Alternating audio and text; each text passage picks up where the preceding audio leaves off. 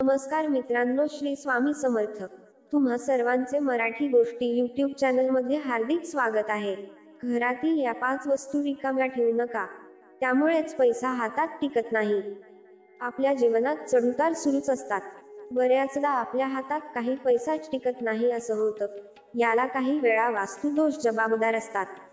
वास्तुशास्त्रात अशा काही गोष्टी सांगण्यात आल्या आहेत की त्या रिकाम्या राहिल्यास आर्थिक संकटाचा सामना करावा लागतो आणि वास्तुदोष होतो. चला जाणून घेऊया कोणत्या आहेत या गोष्टी. 1. धान्याचे भांडे रिकामे ठेवू नका.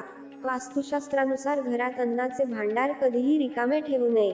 जर ते रिकामे होत असेल तर त्यापूर्वी भरा, जेणेकरून ते तुमच्या विकासात अडथळा बनू नये. पूर्ण अन्नधान्य जीवनात सकारात्मक ऊर्जा आणते आणि तुमची समृद्धी वाढवते. यासोबतच अन्नपूर्णेची रोज पूजा करा. अन्नपूर्णा ही धनधान्य, ऐश्वर्य आणि सौभाग्य यांची देवी आहे. त्यांची रोज पूजा केल्याने घरातील भांडार कधीच रिकामे राहत नाही. 2. बाथरूममध्ये रिकामी बादली. वास्तुशास्त्रानुसार बाथरूममध्ये रिकामी बादली कधीही ठेवू नये. बाथरूममध्ये रिकामी बादली ठेवल्याने नकारात्मक ऊर्जा येते, त्यामुळे अनेक समस्यांना सामोरे जावे लागते. जर तुम्ही बादली वापरत नसाल तर ती नेहमी पाण्याने भरा. यासोबतच काळी किंवा तुटलेली बादली वापरू नका, हे नेहमी लक्षात ठेवले पाहिजे. बाथरूममध्ये निळ्या रंगाची बादली वापरा. बादली वापरताना ती पाण्याने भरून ठेवा, रिकामी ठेवू नका. 3. तिजोरी खाली ठेवू नका. तिजोरी किंवा पर्स कधीही रिकामी ठेवू नये, हे नेहमी लक्षात ठेवावे. थोडे पैसे नेहमी ठेवावेत. रिकाम्या तिजोरी किंवा पर्समुळे गरिबी येते, म्हणूनच तिजोरी किंवा पर्समध्ये काही पैसे असलेच पाहिजेत, हे लक्षात ठेवले पाहिजे. हे सर्व एकाच वेळी रिकामे करू नका. यासोबतच तिजोरीत गाई, गोमती चक्र, शंखही ठेवू शकता.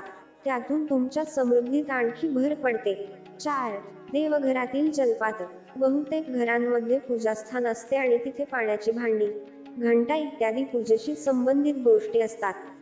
वास्तुशास्त्रानुसार देवघरात ठेवलेले पाण्याचे भांडे कधीही रिकामे ठेवू नये.